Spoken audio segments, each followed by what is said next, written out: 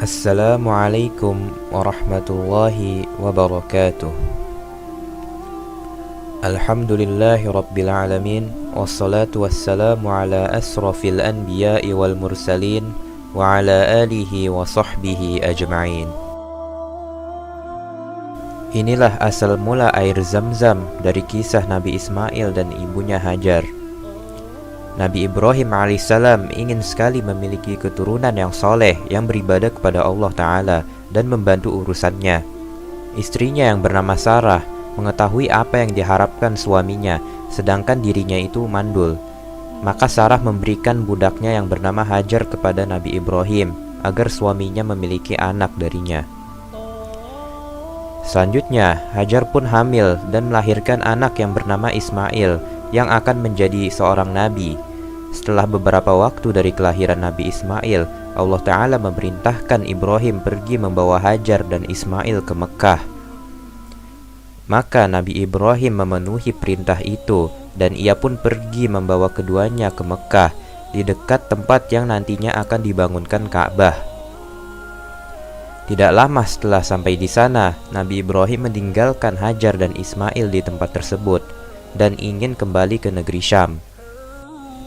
Ketika Hajar melihat Nabi Ibrahim pulang, maka Hajar segera mengejarnya dan memegang bajunya sambil berkata, "Wahai Ibrahim, kamu mau kemana? Apakah kamu tega meninggalkan kami di lembah yang tidak ada seorang manusia dan tidak ada sesuatu apapun di sini?" Hajar pun terus saja mengulang-ulang pertanyaannya berkali-kali hingga akhirnya Ibrahim tidak menoleh lagi kepadanya. Akhirnya Hajar bertanya, "Apakah Allah yang memerintahkan kamu atas semua ini?" Ibrahim menjawab, "Ya." Hajar berkata, "Kalau begitu Allah tidak akan menelantarkan kami." Kemudian Hajar kembali dan Ibrahim melanjutkan perjalanannya sampai pada sebuah bukit. Ibrahim menghadap ke arah Ka'bah lalu berdoa untuk mereka dengan mengangkat kedua tangannya.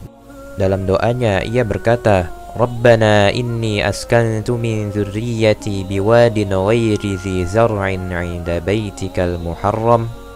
Ya Rabb kami, sesungguhnya aku telah menempatkan sebagian keturunanku di lembah yang tidak mempunyai tanam-tanaman di dekat rumah Engkau yang dihormati.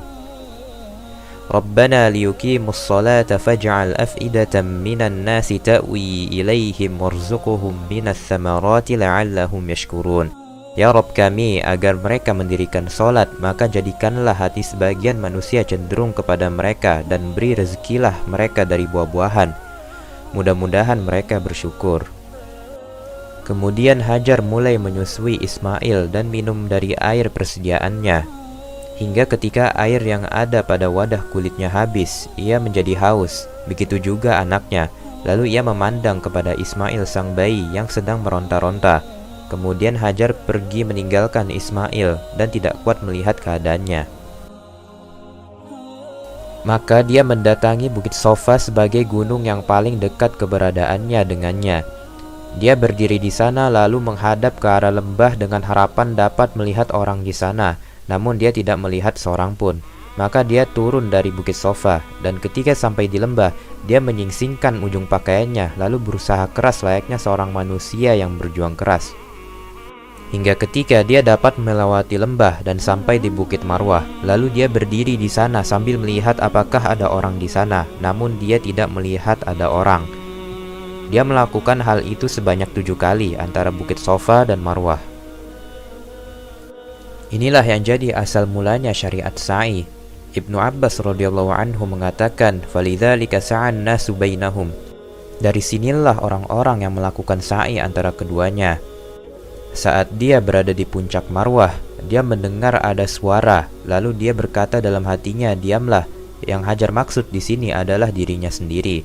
Kemudian dia berusaha mendengarkan suara itu lagi. Kemudian dia dapat mendengar suara itu lagi. Maka dia berkata, "Engkau telah memperdengarkan suaramu. Jika engkau bermaksud memberikan bantuan." Ternyata suara itu adalah suara malaikat yang berada di dekat air Zam-Zam. Lantas malaikat tersebut mengais air dengan tumitnya atau sayapnya hingga air tersebut keluar memancar.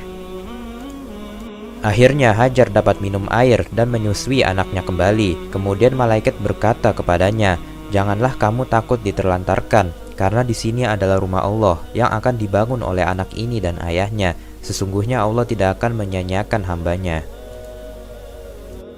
Hajar terus melalui hidup seperti itu hingga kemudian lewat serombongan orang dari suku Jurhum atau keluarga Jurhum yang datang dari jalur Bukit Kada lalu singgah di bagian bawah Makkah. Kemudian mereka melihat ada seekor burung yang sedang terbang berputar. Mereka berkata burung ini pasti berputar karena mengelilingi air. Padahal kita mengetahui secara pasti bahwa di lembah ini tidak ada air. Akhirnya mereka mengutus 1 atau 2 orang yang larinya sangat cepat dan ternyata mereka menemukan adanya air. Mereka kembali dan mengabarkan keberadaan air itu. Saat itu Hajar sedang berada di dekat air. Maka mereka berkata kepada Hajar, "Apakah kamu mengizinkan kami untuk singgah bergabung denganmu di sini?" Ibu Ismail berkata, "Ya, boleh, tapi kalian tidak berhak memiliki air." Mereka berkata, "Baiklah." Ibunya Ismail menjadi senang atas peristiwa ini karena ada orang-orang yang tinggal bersamanya. Akhirnya mereka pun tinggal di sana dan mengirim utusan kepada keluarga mereka untuk mengajak mereka tinggal bersama di sana. Ketika itu Nabi Ismail belajar bahasa Arab dari mereka, dan Hajar mendidik putranya dengan berpendidikan yang baik serta menanamkan akhlak yang mulia. Sampai Nabi Ismail tumbuh dewasa dan sudah mampu berusaha bersama ayahnya. Wallahu a'lam bishawab.